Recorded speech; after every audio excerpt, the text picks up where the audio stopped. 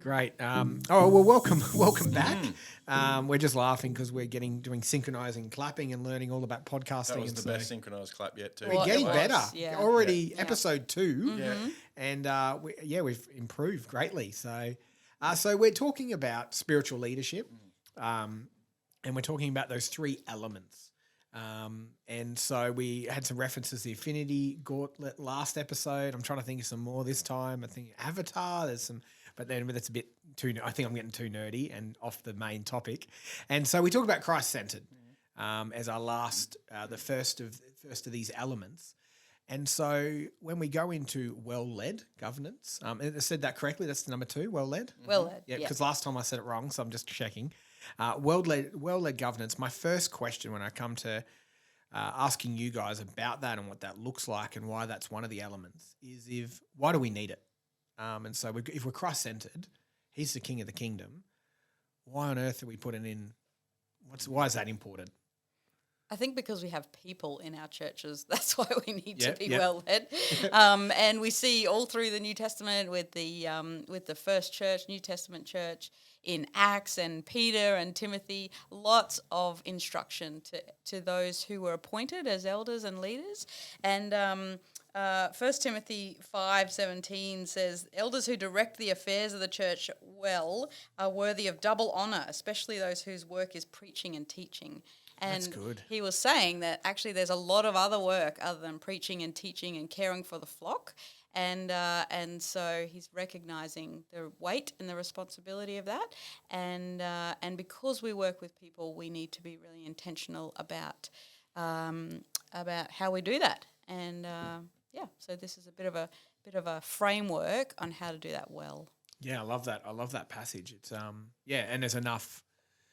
Yeah, I guess we don't need to. The Bible's full of stories of badly led, Christ-centered organisations, and so there is a need for that. And I'm just being, I won't say devil's advocate. That's not right, but maybe just posing that question because I imagine that comes up a lot. Why do we need leadership? Why do we need good governance? Can't we just pray to God and He'll tell us what to do? And so, do you have any comments on that, Tim? Why do we need it? I wish we could. That would be utopic. Yeah, it would be Avatar. Yep. Because we could lead our churches from our lounge chair in the metaverse with all of our under 30s, if we're going there. And we could just fill an infleshed environment of our own aspiration and desire and without effort, playing it out stupidly. Yep. Have the church be the foretaste of the kingdom as it should be without real human responsibility. Yeah. Okay. That's one stupidity on one side. Yep. And I love the conversation we had the other day with the younger people than me about their worldview and aspiration for the future and what they say. We should have a potty on that, actually. We should get some of that crew in the room because they're going to lead us in the future and forming them is going to be a really important job. So I would say, from a lot of years of being a practitioner and not an expert, that well-led is actually be a formed adult yourself. Because the pressures of church leadership, let's remember that most of our people are doing this on their own time. Yeah, yep. So our elderships, whether they be a large congregation, a small congregation, a single pastor congregation, a volunteer pastor congregation, they are making decisions about people, property and money, ministry, forwarding what they feel Jesus wants them to do in their community or not. And in order to do that, the deeper question is, are we as leaders, are we on a journey of formation? Because if we're not, how in the world are we going to lead well? And the emotional state, your own personal story, your own calling in that sense to take responsibility for the outworkings of the ministry and the mission of Jesus. The first thing you need to take responsibility for is you. Because working in a team dynamic with others, particularly if you've got staff, as you know, is a complex world, right? Things change, people's lives unfold. So leading well means having a capability, I believe, in 2 areas very succinctly. It's character and it's competence. do we have the character to hold well the leadership responsibility? And are we competent with a skill set that we should be in those roles? So you wouldn't make me the treasurer, just saying, because I'll spend it all on the poor. Yep. I'll have oops every other day. that's I'm being silly, but you just know your limits as a leader. Yeah, it's To good. lead well, know your limits. I used to be a youth pastor when I first started in ministry. I'm not going to do that anymore because I have that experience with glazed eyes when 18 to 30-year-olds go, what? People delivered milk to your door? Milk's illegal, isn't it? You know, there's a disconnect. And it used to sit there. It Used used to to sit there all sit there day, all but now we day. can't have it out on the counter for No. like 2 minutes. And we didn't complain either. So, and you're all fine. Yeah, you're and all the fine. Crystal Nothing's Man. wrong. Milk guy. That's right. No one's been affected by that at all. No intolerances here. So just the gift of limits in a well-led church is really important. That's good. And find, I would say, and I'm riffing a bit with you all here, but in terms of how, Donna covers my blind spots and Joe covers my other blind spots and Kevin Hamer covers my other blind spots and Craig Sadler. How many blind spots have I got? So as a team, we understand our limits as we serve our churches and others, but we also understand our strengths. And so a good, well-led church would have some understanding, I believe, of, and honestly, okay, where do I thrive and drive and where don't you? And how do we complement each other?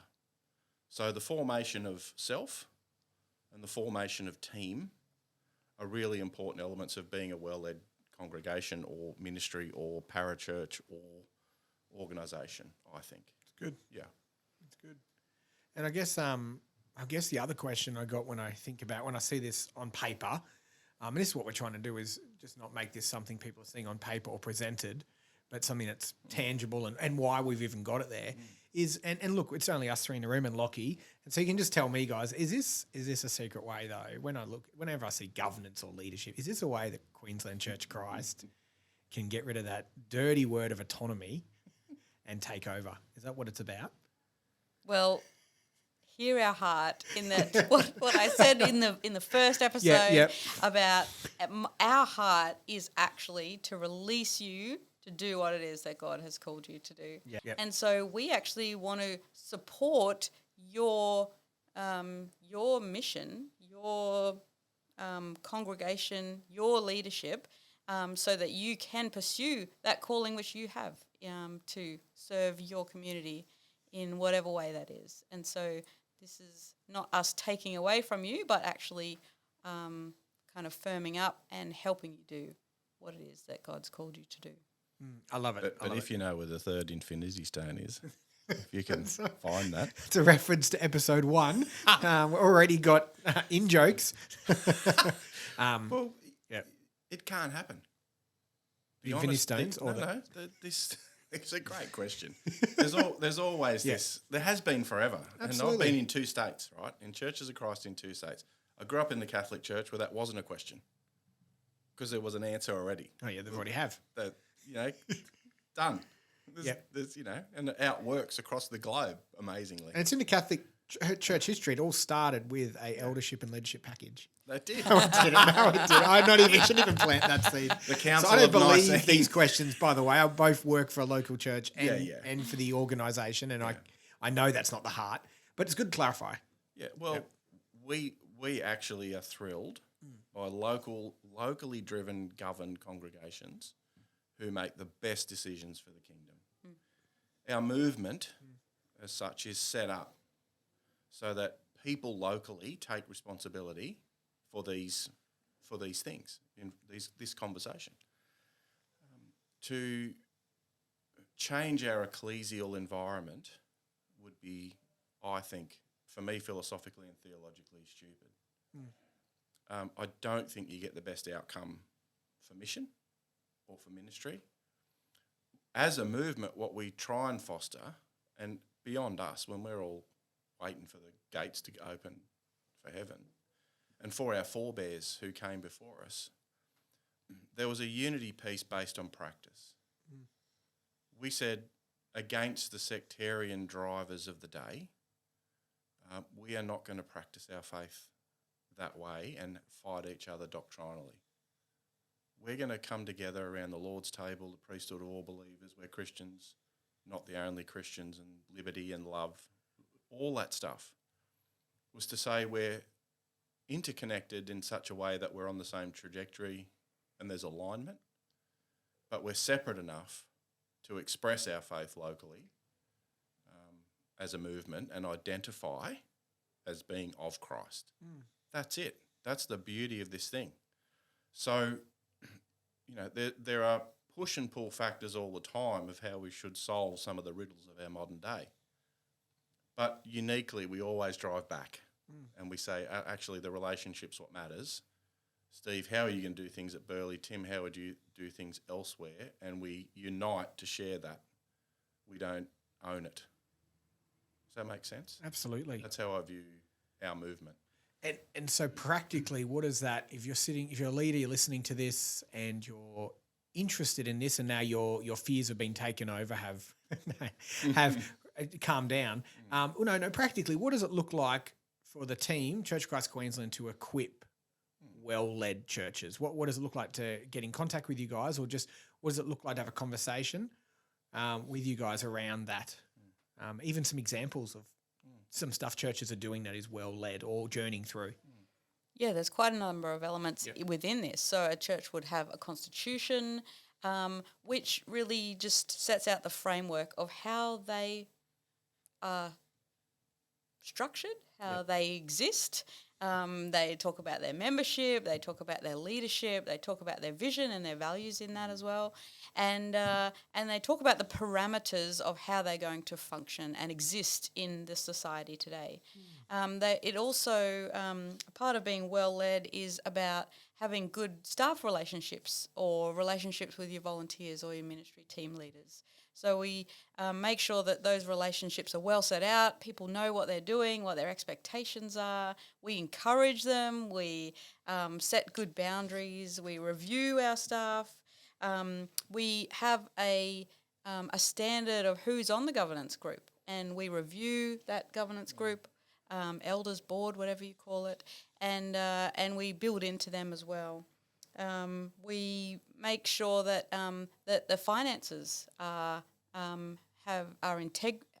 integrity and are stewarded well. So we have a budget that we've prayed over and that we have brought to the congregation, and we make sure that we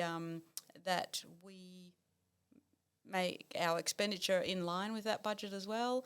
And so there's lots of elements that we bring together to help churches to be well led, and churches can access that by themselves if they want to. They can just grab that list of things, the spiritual leadership, the governance package from our website, and they can run through that themselves if they want. In the governance package, there's 12 of those elements, and they can do that once a month, or they can pick one that they would like to work on that month. Or they can invite their local regional engagement partner in, or a member of the church engagement team, to come and walk them through, actually, our constitution needs review. Can you help us with that? Yeah, no worries. Or we'd like to make sure all of our staff have contracts. Or we'd like to do a review of our staff so that we can hear from them, hear how they're going, hear how we can support them better, and talk about their goals for the future. I love it. Again, just my own local context, it's so easy to... we were at a board meeting the other night, and they won't mind me sharing this, but we found ourselves checking out the rivets of a new outdoor area it made and had been put together. And then we just had to stop and say, hang on, is this really what we need to be discussing? Is there people in our church that are actually gifted builders? Certainly not me, because you just get off track. You might get on, especially when it's money and building. And all the things we actually spoke a little bit about last week that can be at the centre. I'm so encouraged by a list of things. Remember what we're meant to be discussing, what we're protecting, and ultimately it's not our empire. It's engaging and allowing the church to do its mission, and that's beautiful. And so it's that equipping aspect of it. And Yeah, so, that's right. We're not trying to bring restrictions around these areas. We're just trying to firm it up to make it easier and to remove blockages and trip ups later on. Yeah. No, it's awesome. So we say here locally, we say we don't want to get in the way of Jesus. And so we don't want to make blockages, but also a well-led church means you're not getting in the way. People are free to get to him as the quickest way possible. And so it's great. Well, you've actually tripped on a very important thing about well-led, and that is what is the agenda. In a meeting context, right? We've got 2 hours. It's Wednesday night at 7 o'clock. Yep. Old mate on your boards backed over the cat in the driveway and tipped his coffee all over his lap. There's been a phone call. The footy team's lost. You feel like he's being piled on generally, or she. And you turn up here with the other crew into your building. There's a set of circumstances sitting behind each single person. There's a relational capital. There's the workplace. There's the ops. I'm up for retirement next week. Life is life. It doesn't go away because you've turned up to a board meeting and in the name of Jesus, right? In walks you and me, ministry AM people who have been on this agenda all day. We've had 4 days to think about the application of a resource or the employment of somebody, and we've advanced our thinking so far that we're diligently about to apply this Sunday morning, and there's all of a sudden 5 other people in the room who don't agree with you. That they might be emotionally on board, but they haven't digested it. So in order to have a group dynamic and an agenda that's meaningful, It's good. so that you can make the best decisions, there's a bit of an art to that, right? It's creating space for people to process both the world they've just left to enter the responsibility of the church. And so I think savvy leaders understand some of that. And the first part of the meeting potentially is about clearing some of that weight for them personally, checking in on emotional state. My favourite question is, out of 10, where are you? Yep. If I get a number of 2s, there's probably not much point in driving through an agenda tonight. It's really good.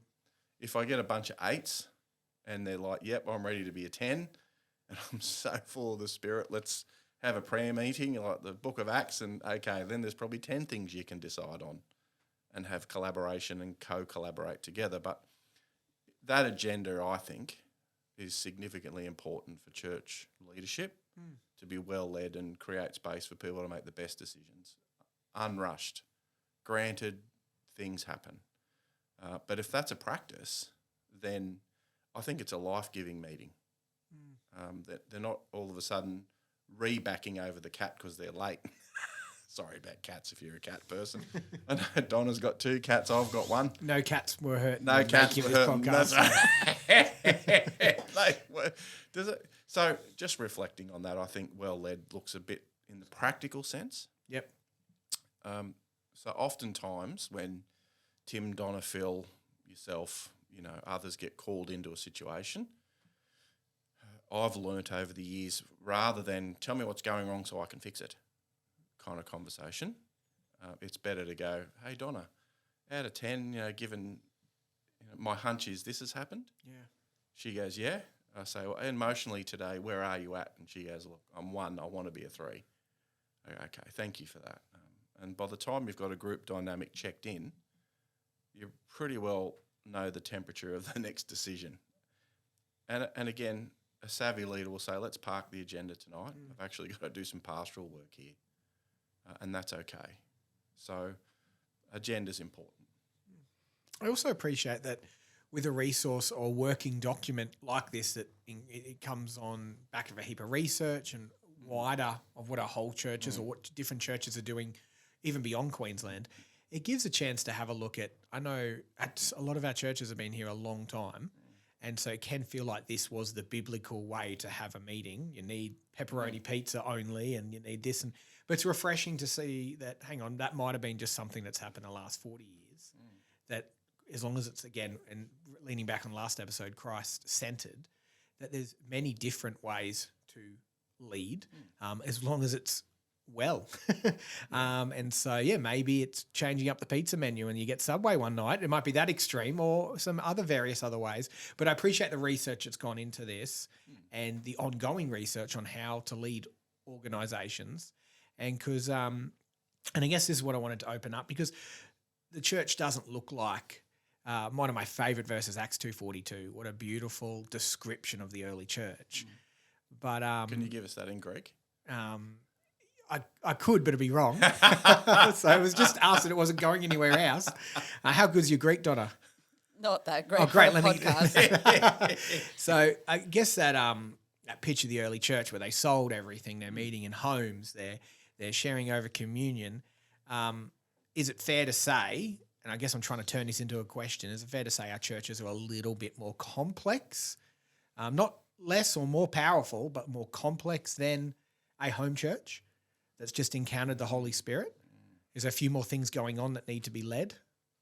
Yeah, I think in society today, there are things that are more complex. And we also acknowledge that the leaders that are chosen in our churches are chosen because of their spiritual leadership. They're chosen because of their pastoral care, because they have been identified as shepherds of the flock. Yep. And we recognize that that doesn't always come with the governance requirements that are needed in society to govern a church. And so we realize how hard that is for church leaders, particularly ones in small churches.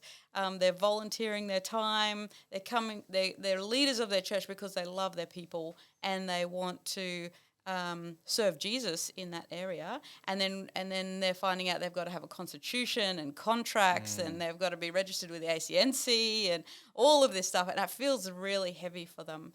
It feels like too much, and often we actually see, we were talking about Enneagram types earlier, we see lots of Enneagram 9s and 2s in our elderships, so it's people who care for others, and so part of this governance package is to help people who aren't skilled or even naturally gifted, and provide all that they need so that they can, again, operate in their areas of gifting and make this other stuff easier so that it is easier for them to be well led. That's Yeah. awesome. Yeah. That's awesome. I know walking in here for the first 5 years ago at Burleigh, there's an op shop. So all of a sudden, as the pastor, as a manager of an op shop, that's not what I thought I signed up for. And so I appreciated there was a lot of expertise and stories shared within our movement around op shops, and finding the right people that gifted that, because I certainly have no idea how to dress a mannequin in and what looks good. But yeah, so I appreciate that, because there's non-for-profit arms. There's, I don't even want to start listing. I get tired. And so, it looks a bit more complex than Acts 2:42. Still as beautiful, still as powerful, still as Christ-centered. But we need leadership to match the current climate and culture. Yeah. I think the principles and the ethos need to align to what you've just described in Acts. Yes. I wouldn't trade where I am to be where they are. I'm a native of this land, right? I understand how the Australian economy works. I have the privilege to own a home if I'm save my coins. Yep. I can travel around the world on a passport largely. I can get Bitcoin. I've got superannuation as part of law in this country. My understanding of the early church is they were trading off similar things to be Christians. Yes. Yep. Owning land in the empire was a difficult task. Currency and distributing that currency was a difficult task. Calling Jesus as Lord meant Caesar was not. Yeah. Yep. And that brought a whole bunch of implications for people living in the empire. Huge. So there are marvellous thinkers on all that. Yep. Triple doctorates and people who've studied the culture and are guides for us. But I would say I think there needs to be some, generosity is a thing. Yes. That can be done. Being light and salt in your community, that can be done. Yep. Honouring leadership and working in unity, that can be done. Yep. Yes, the playing field's different, but I think there's transferable theological and existential struggles that are real 100%. but there's alignment with the intent. And I think that's what the record of Scripture that you've just reminded us of should excite us. Love it. There's a new way to be in the empire, whatever the empire is. Yep. You know, And with that comes current leaders for each yeah, generation, each time. Yeah, we're not in danger of our own life. So when I say ours is more complex, as I reflect on that, complex is maybe not the word, because I'm not in danger of, at this stage, giving up my life for this thing. But yeah, with each thing comes its own complexities. And its Lockie's own, pulling Lockie's the just studio tried apart. because the phone rang. So, yeah, well, let me kind of bring it home, because we can obviously, these are made conversations. This is the start of the conversation. Yeah. We hope to have the conversation in your church, whoever's watching or listening to this. And some of our people in the room here in front of this thing. Exactly. Talking to you about their context. Exactly. We'd love to share some stories as Yeah. well. So appreciate us opening it up. Let me kind of just try to bring it back to some sort of finishing conclusion. I sound like a preacher there. Like I'll just be 10 more minutes, good. an hour I later. love I'm getting very close to the end now. But Joe no, Rogan's still going, mate. he can go for Joe, 3 hours. three. Joe's an MMA fighter, so that's But what excites you about this? What excites you about well-led governance and having this conversation with Church Christ Queensland in the next season? So not that it hasn't been happening, but going forward. Yeah, seeing our churches flourish is exciting. And as I keep saying, seeing churches be freed up to do their mission, their ministry, I'm going to keep saying it, because Keep saying that's it. why So I do it's it. good. It's good. That's why I do it. I don't read constitutions and help you with contracts because I love doing that, but I love serving our churches. So if we can see more people go deeper in their relationship with Jesus, awesome. We can see more people finding purpose in his kingdom, yes. If we can see more freedom in people's lives, then amen, that's a win. I'm happy. That's good. Well, so we can get in contact with you guys. We'll have all the details. People should know how to do that, and we just appreciate you having a bit of a discussion. Yeah, I think I know the church support hotline off the top of my head. 1-800-193-438. I was gonna say- Or church support at cfcqld.com.au. Oh, that was... Can That's you awesome. do that last bit again? Yeah, do it again. Drop the tone. Yeah. .com.au. Something. Come on, give it to us. cfcqld.com.au. That's awesome. And the phone number one more time. 1-800-193-438. I want to say 133032, but that's Lubmobile. And so don't call that. They're going to remember that number now and call Lubmobile. But anyway, I'll leave it there. Thanks so much. See you in the next episode.